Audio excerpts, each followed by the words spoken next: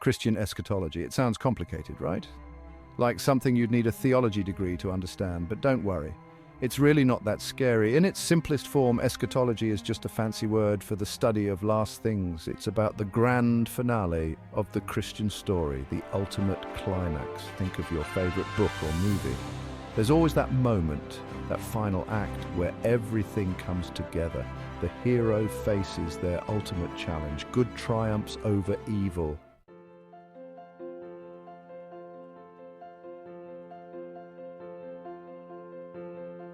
You might be thinking, okay, that's interesting and all, but why does it matter? Why should I care about what happens at the end of time? Well, here's the thing. Eschatology is not just about the future, it's about the present too. It shapes how we live our lives today. Think of it like this. If you knew a hurricane was coming, wouldn't you prepare your house, board up the windows, and secure your valuables? Of course you would. In the same way, understanding eschatology helps us prepare for the spiritual storms of life. It gives us hope in the face of suffering and motivates us to live lives of purpose and meaning. Eschatology offers us a glimmer of light in the darkness, a beacon of hope in a world that often feels chaotic and uncertain.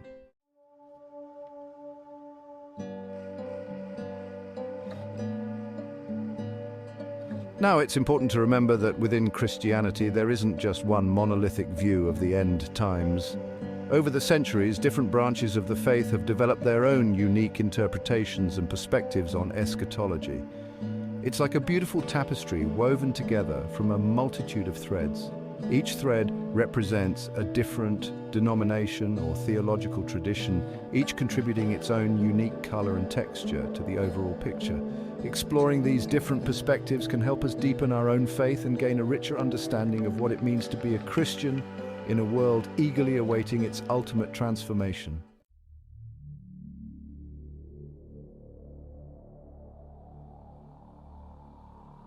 Imagine yourself as a Christian in the Roman Empire, just decades after Jesus' life, death, and claimed resurrection.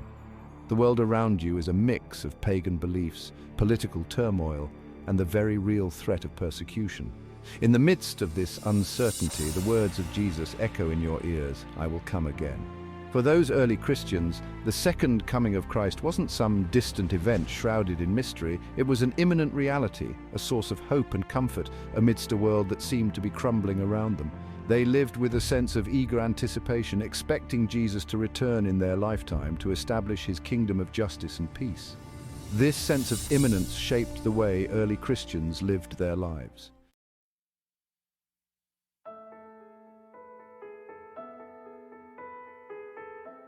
As Christianity spread throughout the Roman Empire and beyond, theological reflection on the end times continued to evolve. One figure who had a profound and lasting impact on Christian eschatology was St. Augustine of Hippo, a brilliant theologian who lived in the 4th and 5th centuries. Augustine grappled with the complexities of eschatology in his monumental work, The City of God. Unlike some earlier Christians who interpreted biblical prophecy literally, Augustine emphasized the spiritual nature of the end times. He saw history as a kind of pilgrimage, a journey from the fallen world towards the ultimate fulfillment of God's plan in the heavenly city.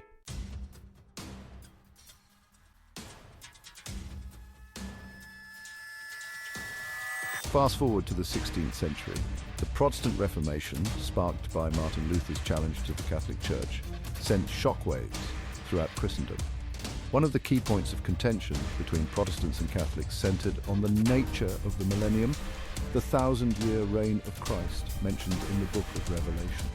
Protestants, particularly those who embraced premillennialism, believed that Christ would return before this millennial reign to establish his kingdom on earth. Catholics, on the other hand, generally held to a millennial view, seeing the millennium not as a literal 1,000-year period, but as a symbolic representation of the Church's triumph over evil throughout history.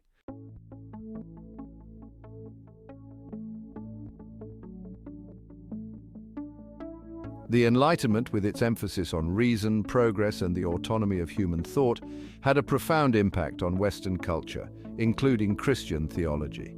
As scientific discoveries challenged traditional understandings of the cosmos and human reason took center stage, Some Christian thinkers began to re-evaluate long-held beliefs about the end times. The idea of a sudden, cataclysmic end to the world, with its accompanying imagery of fiery judgment and divine intervention, seemed increasingly at odds with the Enlightenment's optimistic view of human progress and the power of reason to solve humanity's problems. This led some theologians to adopt more metaphorical interpretations of biblical prophecy. They began to see the language of the Book of Revelation, for example, not as literal descriptions of future events, but as symbolic representations of the ongoing struggle between good and evil throughout history.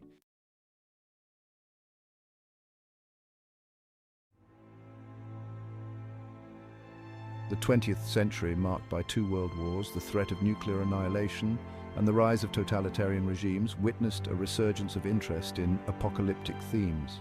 The horrors of war and genocide led many to grapple with the problem of evil and the fragility of human civilization. This renewed focus on eschatology wasn't limited to theological circles.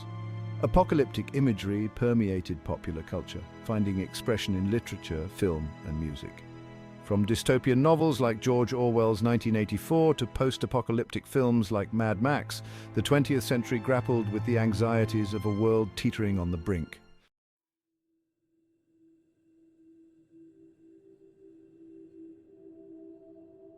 So, as we stand at the cusp of the 21st century, the questions that have captivated Christian thinkers for millennia remain as relevant as ever.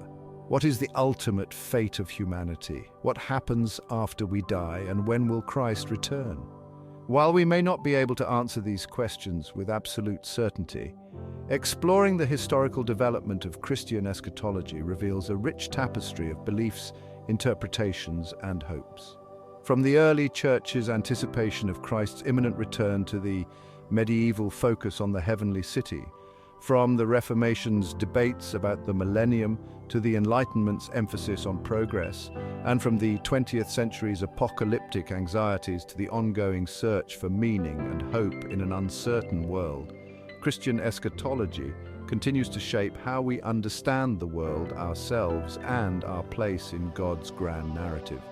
This journey through history reminds us that while the specifics of the end times may remain shrouded in mystery, the core message of Christian eschatology is one of hope. It's a hope rooted in the belief that God is working all things together for good, that even in the face of suffering and uncertainty, love will ultimately triumph, and that a day is coming when God will make all things new.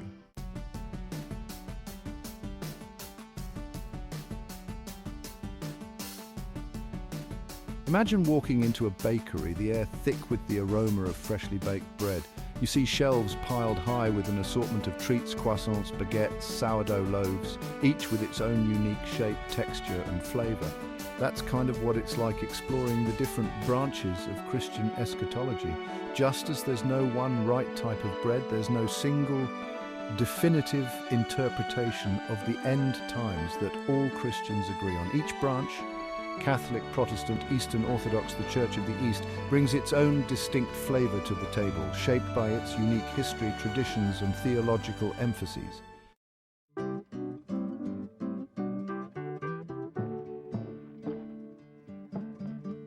Let's start our exploration with Catholic eschatology.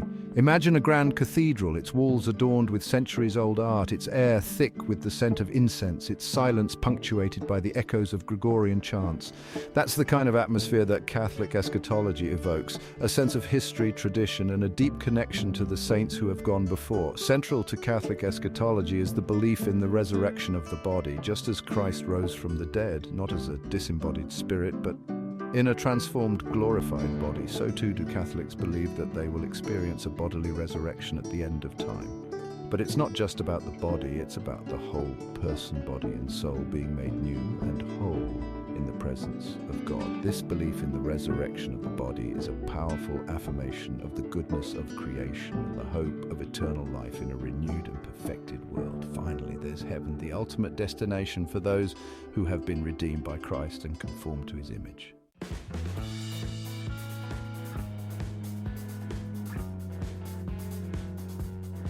Section 3, Protestant Eschatology, Diverse Interpretations, Shared Expectations. Let's explore the diverse world of Protestant eschatology. If Catholic eschatology is like a grand cathedral, Protestant eschatology is like a bustling city square full of different voices and interpretations. A key debate is over the millennium. Premillennialists believe Christ will return before the millennium, while postmillennialists believe he will return after a golden age. Amillennialists see the millennium as symbolic. Despite differences, most Protestants share core beliefs about the end times. They affirm the second coming of Christ, the resurrection, and the final judgment.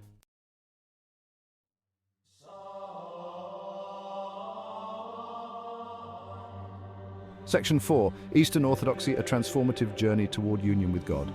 Let's explore the mystical world of Eastern Orthodox eschatology. Imagine a dimly lit church, icons, incense, and chanting monks. This evokes mystery, transcendence, and longing for union with God. Eastern Orthodoxy emphasizes the transformative nature of the end times. It's about the cosmos being renewed by God's glory. This transformation begins now in believers' hearts. The end times are anticipated with hope and joy. Through Christ's resurrection, believers share in his victory over death. Salvation is communal, bringing creation into harmony with God. This is reflected in the rich liturgical life of the Orthodox Church.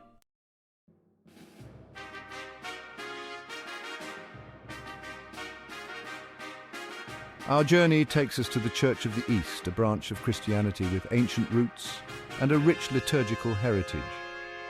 Imagine stepping into a church adorned with intricate tapestries, the air filled with ancient hymns. This tradition offers a unique perspective on the end times while sharing core beliefs with other Christian branches. They affirm the second coming of Christ, the resurrection of the dead, and the final judgment, believing in a heaven for the righteous and a hell for those who reject God's love. Emphasizing Christ as the compassionate judge, they highlight God's mercy and love. Their elaborate liturgies, filled with symbolic gestures, are seen as a foretaste of heavenly worship.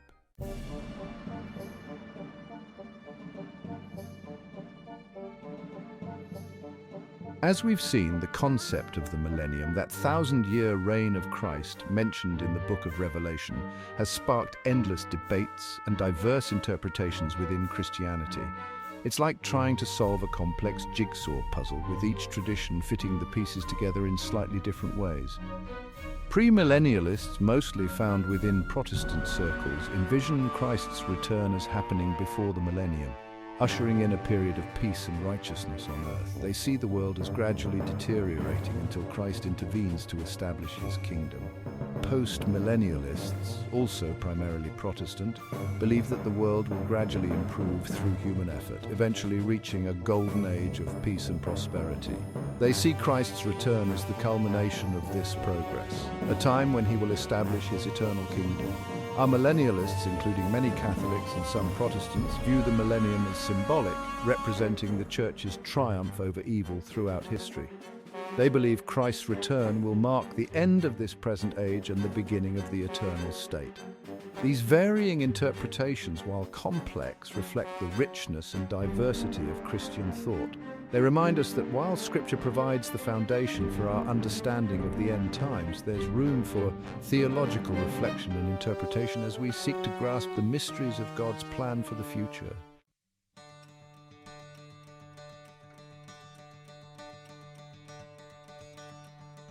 So, as we navigate this fascinating and admittedly sometimes confusing landscape of Christian eschatology, it's important to remember that the heart of the matter isn't about nailing down the precise timeline of events or settling every theological debate. Instead, it's about embracing the hope that these diverse beliefs point to, the hope of a renewed creation, the hope of ultimate justice and peace, and the hope of being reunited with God in a way that transcends our current understanding.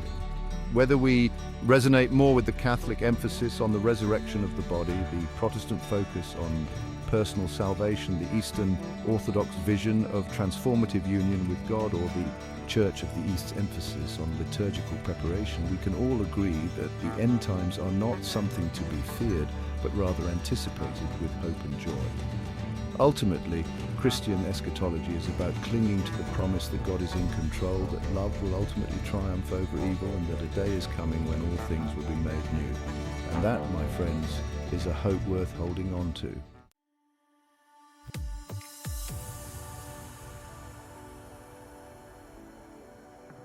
Step into any Christian bookstore or browse online and you'll encounter a multitude of books and articles on prophecy, the end times, and the return of Christ. Eschatology, far from being relegated to dusty theological treatises, continues to be a lively and often contentious topic within contemporary Christianity. Debates about the millennium, the rapture, and the nature of the tribulation frequently spill over from academic journals into sermons, Bible studies, and even casual conversations among believers. Some churches even host conferences and seminars dedicated solely to unpacking the intricacies of end times prophecy. These discussions, while sometimes heated, reflect a deep-seated human longing to understand the future and our place within God's grand narrative. The desire to make sense of the chaos and uncertainty of the world around us is perhaps even more pronounced today than in previous eras. However, these debates also highlight the importance of approaching eschatology with humility, recognizing that our human understanding is limited and that we see through a glass darkly. As we engage in these discussions, let's do so with grace, recognizing that our unity in Christ transcends our differences in eschatological interpretation.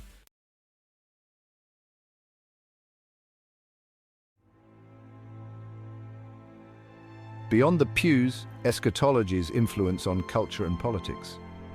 Eschatology's influence extends far beyond theological debates within church walls. It seeps into popular culture, shaping literature, film, and music, and even influencing political discourse and social movements.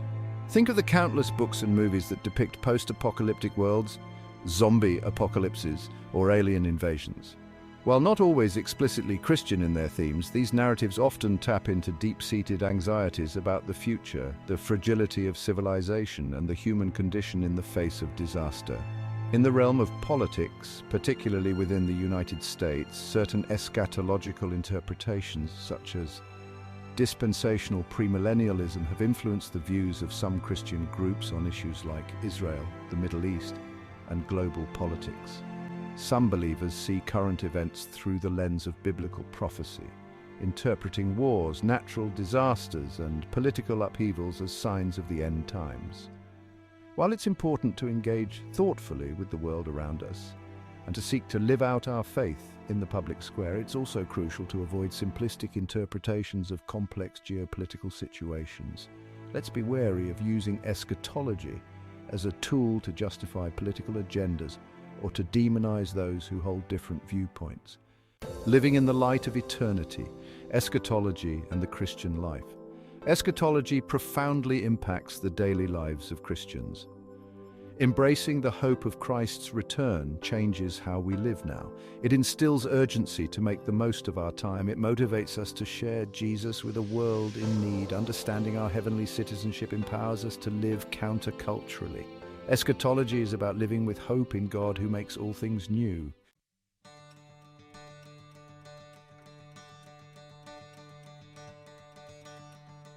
The end as a beginning, embracing the hope of transformation.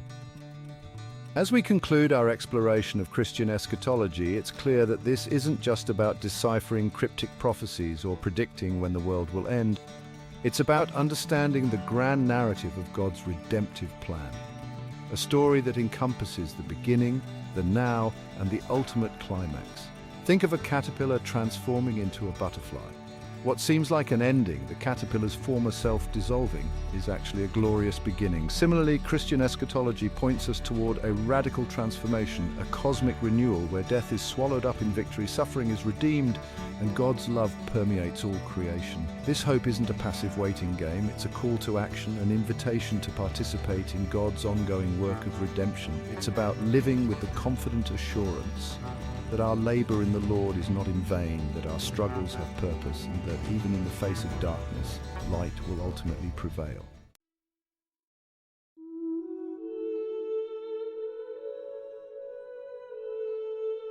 A journey of faith, a tapestry of hope. We've journeyed through the centuries, exploring the diverse ways Christians have envisioned the end times, from the early church's anticipation of Christ's imminent return to the medieval focus on the heavenly city, from the Reformation's debates about the millennium to the modern-day influence on culture and politics. We've seen a rich tapestry of beliefs woven together by a common thread: hope. This hope isn't about escaping the world, but transforming it. It's about living as salt and light, being agents of reconciliation and sharing the good news of God's love with a world desperately in need of it. So as we go our separate ways, let's not get bogged down in disagreements about the finer points of eschatology. Instead, let's focus on the heart of the matter, the hope of a renewed creation, the promise of ultimate justice and peace, and the unwavering love of a God who holds all things, past, present, and future, in His hands. As we embrace this hope, we become part of something bigger than ourselves, part of a story that transcends time and space, a story that culminates in the ultimate triumph of love, grace, and redemption. And that, my friends, is a story worth telling, a hope worth sharing, and a future worth anticipating with joy.